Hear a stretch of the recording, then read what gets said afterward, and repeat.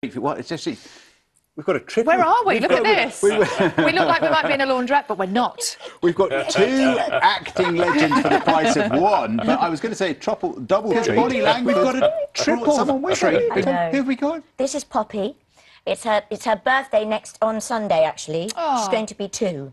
So she's still only little. She's still only little, and she's quite happy here. As long as she's part of the action, she's absolutely fine. And she's look, getting there's a treat in the pocket. Look at that, what a pro.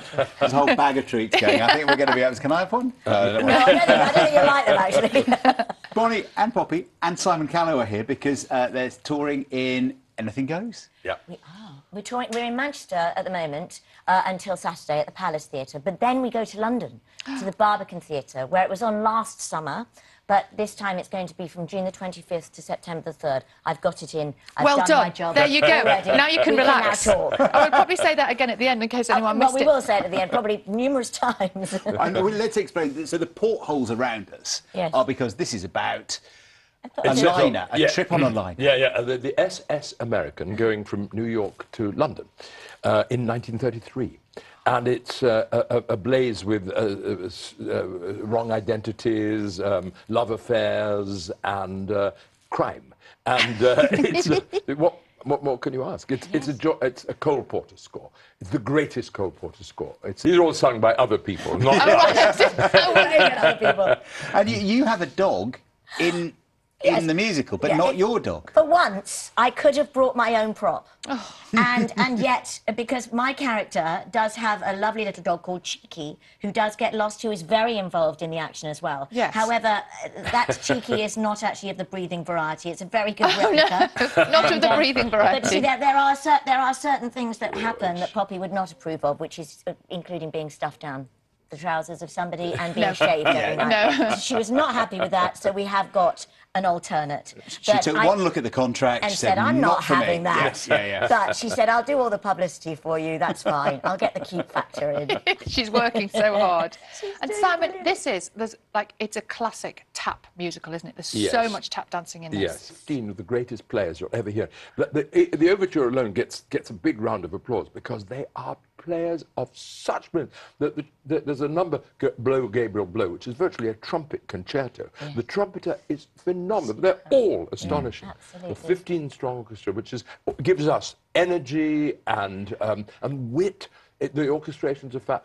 What it is this sort of show has to be done utterly brilliantly. Yes. Otherwise, it's just not worth doing. And this is the best you can get it. I mean, the director-choreographer is a sort of engineer of joy. Yeah. She just knows how to build and build and build and build. You just can't help but feel better. You know, it's an absolute tonic. The thing about the show as well is it's so funny, and it gives us permission to laugh, to cry, to sing along, to dance in the aisles. I mean, it is amazing. Every show they stand up at the end. And pause. At some point, is it right? You actually have to pause the production because the audience reaction is so wild. Yeah, several times, actually. I mean, the producer's favourite quote by one of the reviews was, it's a series of standing ovations punctuated by a musical. It's like that. And I think the other one is that it should be available on the NHS. Because it's so uplifting. Well, it's just what we need. What we need, because it's been a dreadful 2.5 years, hasn't it? Do you feel, do audiences feel different to you when you're on the stage? Are you getting something back that you didn't get before? Are you sensing something? I think it's the immediacy of them. Literally, you know, you don't have to work so hard to get them to get involved.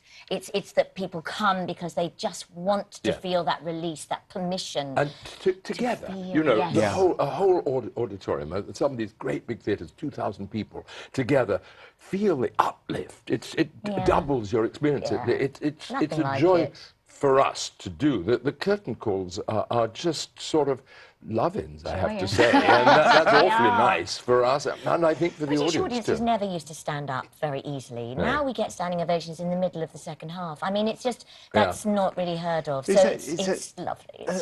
Do we as audiences, do we appreciate now what we maybe didn't appreciate beforehand? We didn't know until we lost it for a bit. Absolutely right. But people had forgotten what it was like, and it comes back to them in a great mass of excitement, because as I said, because it's so cleverly structured, it wouldn't be enough just to have the goodwill.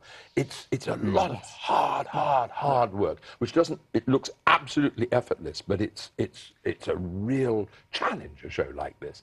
And we rise to it with great pleasure because because this is the result we get. You know, it's lovely. And you're taking it to the Barbican. To the Barbican, which is back to the Barbican, yes. Iconic venue. Yeah. And which is where it opened last year. And last year really was. It was almost the first of the big shows to open in that after lockdowns had ended, and there was this kind of feeling of hallelujah, you know, of people actually cried.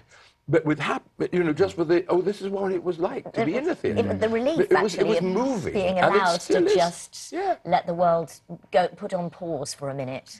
Put everything that we hear that's just so hard at the moment. Put that on pause and just have a couple of hours of absolute sheer because bliss. just anything goes is the title of it, and what nothing went.